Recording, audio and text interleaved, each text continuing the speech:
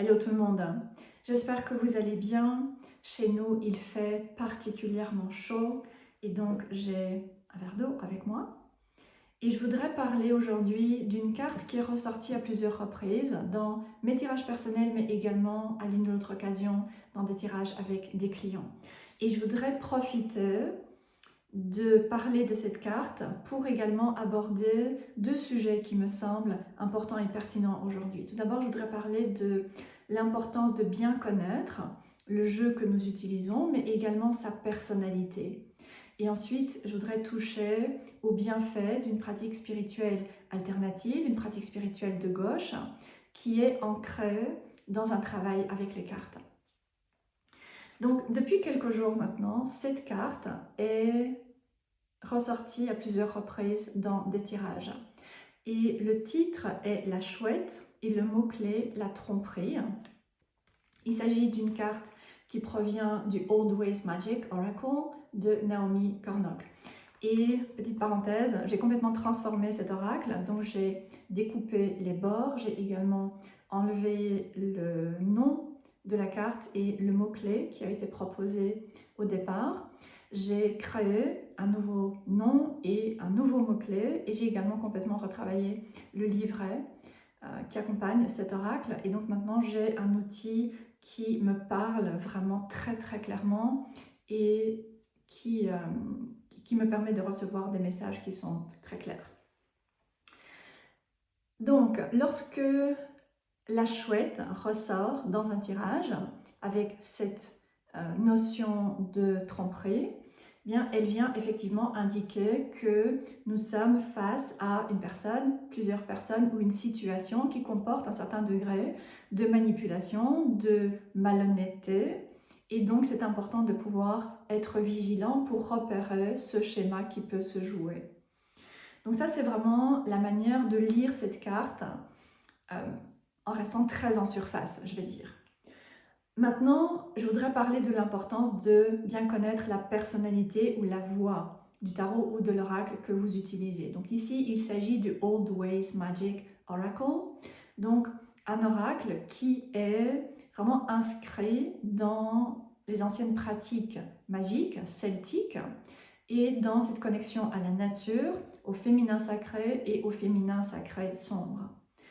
Donc, étant donné cette personnalité du jeu, eh bien maintenant, nous pouvons amener une autre compréhension de cette carte. Tout d'abord, cette carte à elle-même est saturée de symboles qui viennent parler du féminin sacré et du féminin sombre. Nous avons la chouette, nous avons également le paysage nocturne et ensuite la pleine lune. Donc il y a ici un encouragement à pouvoir regarder la situation qui est en train de se passer, mais également nous connecter à l'intérieur, nous connecter à notre propre énergie féminine, à nos ressentis, à nos émotions et à nos intuitions qui vont pouvoir venir informer ce que nous sommes en train de vivre, une situation, une relation, une dynamique relationnelle à un niveau plus profond. Et cette carte, pour moi, elle vient nous demander de réaliser un travail personnel qui nous permettra de gagner en maturité sur le plan émotionnel. Ce que je veux dire par là, c'est que très souvent, lorsque la chouette ressort, j'ai pu observer un lien finalement avec une certaine dynamique de victimisation. Et notre société est profondément enracinée dans la victimisation, dans la déresponsabilisation et ce besoin finalement de constamment blâmer l'extérieur, blâmer quelqu'un ou bien blâmer certaines situations pour ce que nous vivons, ce qui nous amène évidemment à complètement abandonner notre propre pouvoir et être coupé de cette énergie du féminin sacré. Donc la chouette vient nous demander, tout particulièrement dans cet oracle, vient nous demander de pouvoir être attentif à ce qui se passe et ne pas laisser nos premiers ressentis prendre le contrôle, mais au contraire nous permettre d'être davantage présents et d'être davantage connecté à ce qui se passe, mais également à ce que la situation ou la dynamique ou le schéma vient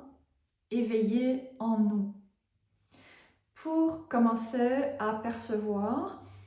certaines tendances à finalement réagir d'une manière qui n'est pas nécessairement appropriée à la situation, mais qui vient en réalité faire écho à certaines expériences que nous avons pu connaître dans le passé, des expériences ou des relations dans lesquelles nous nous sommes sentis manipulés, trompés, où il y a eu un certain degré de manque d'honnêteté, de manque de fiabilité par rapport à une personne, par rapport à une situation. Et finalement, avoir développé comme mécanisme cette tendance à projeter cette perspective sur des situations qui aujourd'hui ne comportent pas nécessairement ce degré de manipulation ou de tromperie. Donc, il s'agit de pouvoir commencer à honorer nos ressentis, le fait de ressentir qu'une situation ou une dynamique vient réveiller chez nous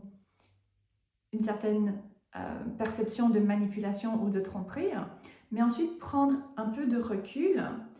pour nous connecter à ce que nous percevons, à ce qui se passe en nous, et amener davantage de discernement. Pour que si effectivement il y a une expérience de tromperie ou de malhonnêteté, eh bien nous puissions réagir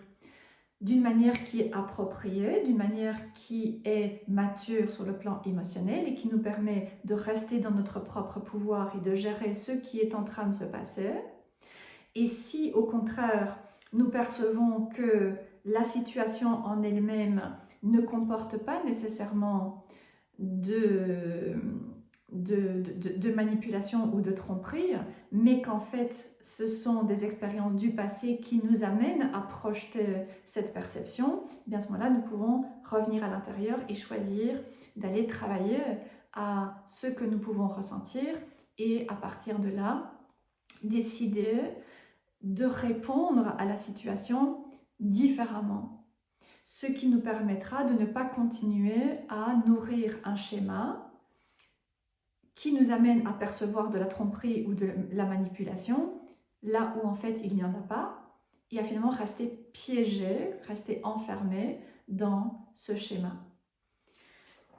Maintenant, je voudrais faire le lien également avec les bienfaits de suivre une pratique spirituelle basée sur un travail avec les cartes et connectée à ou ancrée également dans la connexion avec le féminin sacré et le féminin sombre. Donc là encore, il s'agit de pouvoir prendre un temps de recul par rapport à ce qui se passe pour observer la situation, mais également pour être attentif à ce que la situation vient éveiller chez nous.